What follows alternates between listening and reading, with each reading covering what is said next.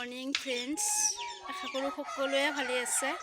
আজি ৰাতিপুৱা উঠিলোঁ আৰু কালি আপোনালোকক কৈছিলোঁৱেই আইনৰ পাপা গুচি যাব, সেইকাৰণে ৰাতিপুৱা উঠিব লগা হৈছে, সোনকালে উঠিব লগা হৈছে। আৰু আমাৰ ঘৰৰ পৰা আহি আছে, মা আহি আছে, ভাইটি আহি আছে, মামা আহি আছে। সেইকাৰণে ৰাতিপুৱা উঠি এই কাম বনত লাগি গ'লোঁ আৰু ব্ৰাছটো কৰি যেন তেন লাল চাহটো খাই আৰু লাগি গ'লোঁ। ইফালে চব কাম হৈ গ'ল। এতিয়া 8টা বাজে আৰু এতিয়া মানে আইনৰ পাপাৰ কাৰণে গৰম পানী বহাই দিলোঁ গা ধুব। গতিকে ভিডিঅ'টো চাই থাকক। আইনৰ পাপা আজি গুচি যাব, তাকে মই শ্বেয়াৰ কৰিম, আপোনালোকক দেখাই থাকিম।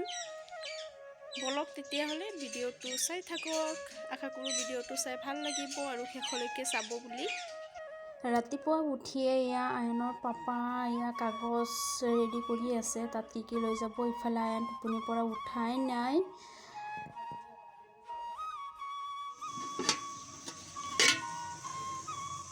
ইফালে মই ৰাতিয়ে বনাই থৈছিলোঁ মুৰ্গীৰ মাংস আৰু আছেই, বহুতখিনি আছে। অলপ খাইছিলে আইনৰ পাপা, আমি মাছেৰে খাইছোঁ ৰাতি। মই ইমান মুৰ্গী ভাল নাপাওঁ, মুৰ্গী মাংস আছে, সেইকাৰণে ৰাতিয়ে মই চব ৰেডি কৰি থৈ দিছোঁ ৰাতিপুৱা জামেলা হ'ব কাৰণে।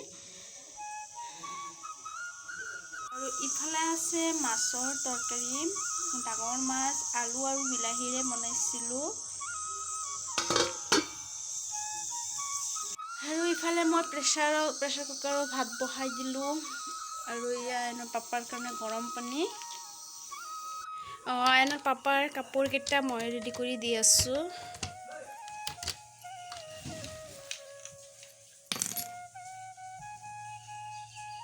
এইকেইটাই ল'ব চাগে।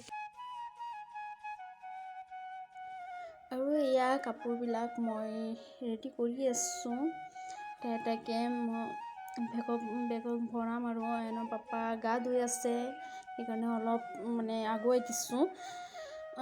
মনটো জানো কেনেকৈ কৰি আছে, ৰেডিটো কৰি দিছোঁ, কিন্তু তথাপিও অলপ বেয়া লাগিছে। বেয়া লাগিলেও উপায় নাই, অপাৰেশ্যনটো কৰাবই লাগিব, নহ'লে নহ'ব।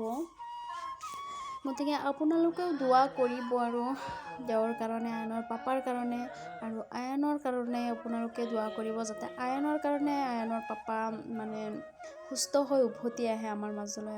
আকৌ যেন আগৰ দৰে আমি যেন হাঁহি ফূৰ্তিত থাকিব পাৰোঁ। সকলোৱে দোৱা কৰিব। গতিকে মই এইফালে ৰেডি কৰা শেষ হৈ গ'ল। এতিয়া বেগত ভৰাই আছোঁ কাপোৰকেইটা। ইফালে বেগত কাপোৰ চাপোৰ চব ভৰোৱা হৈ গ'ল, চব ৰেডি হৈ গ'ল। এতিয়া সৰু বেগেই লৈছে, মতা মানুহৰ ইমান কাপোৰ নালাগেও। ট্ৰেক পেণ্ট, ৰাফিউজৰ কাৰণে টি চাৰ্ট, তাত গৰম বেছি, সেইকাৰণে এইবোৰেই লৈছে। ঠাণ্ডাৰ কাপোৰ বেছি লোৱা নাই। ইয়াৰ পৰা কালি পিন্ধি যাওঁতে যিখিনি লাগে, ইয়াৰ পৰা গুৱাহাটীলৈকে সেইখিনিয়ে ঠাণ্ডা কাপোৰ লৈ যাব আৰু বেছি নহয়, গাত লৈ যাব সেইকাৰণে কাপোৰ বেছি হোৱা নাই। হৈ গ'ল, বেগ ৰেডি হৈ গ'ল। এতিয়া চাব হাজবেণ্ডে আইনৰ পাপাৰ গা ধুই শেষ কৰিলে নে নাই, আকৌ ভাত দিব লাগিব। ইফালে মাহঁতে আহি পাবই চাগে। ফাইনেলি আইনৰ পাপা ৰেডি হৈ গৈ আছে আৰু ভাইটিয়ে অলপ আগুৱাই দিছে। আহিব পাপা আহিব।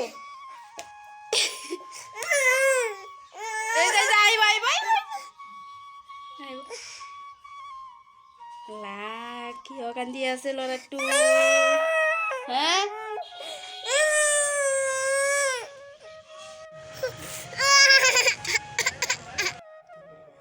আয়নে ইমানেই দিগদাৰি কৰিছে। আয়নে তাৰ পাপাৰ কাৰণে এইকেইদিন ইমানেই পগলা হৈছে যেন পাপাক নোহোৱাকৈ থাকিবই নোৱাৰে, আৰু কিমান কান্দিছে দেখাই পাইছে।